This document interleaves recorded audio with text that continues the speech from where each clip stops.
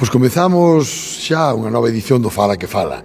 A segunda vez que poñemos en marcha un programa dun tremendo éxito nos nosos centros educativos que anima a falar a nosa xente máis nova. Ampliamos o número de centros, van ser 8, 2 por cada provincia en Galicia, que promova por medio de algo tan fabuloso, tan dinámico, tan próximo como é a radio, apoiándonos nas redes sociais, nas redes que utiliza maioritariamente a xente nova, promover a lingua galega. O seu uso para todas estas persoas que residen en Galicia e tamén pros que veñen de fora. Todas estas persoas que teñen competencia para ler, para escribir, para falar e para entender o galego, pero que logo moitas veces non o usan, non? Entón, imos traballalo con magnífico equipo de Radio Líder e con edición máis, como digo, de Fala que Fala, que se pon en marcha xa para este curso do ano 2025-2026 e que creemos que vai ser un tremendo éxito apoiado polo Secretaría Xeral da Lingua da Consellería de Cultura, Lingua e Xuventude da Xunta de Galicia.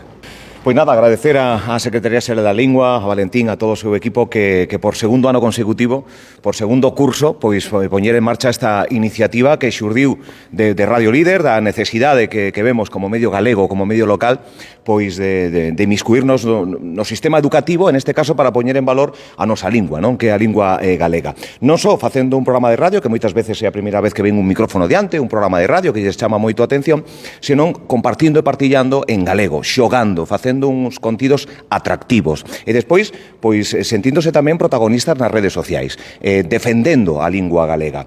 con reels, con stories, con todas as plataformas que dá a día de hoxe as redes sociais, pois utilizalas para empregar o galego e para que o galego empece a gañar terreo a outras linguas nas redes sociais. Como ben apuntaba o Secretario Xeral da Lingua, imos ampliar o número de centros, en nada abrimos o período de apertura para que todos os centros que queiran poidan participar, faremos un sorteo entre todos eles, 2 por provincia, en total 8, e tamén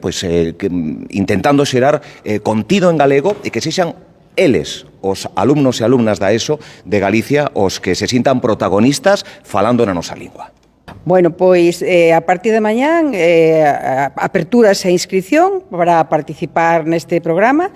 e nada, tamén decir que esperamos que teña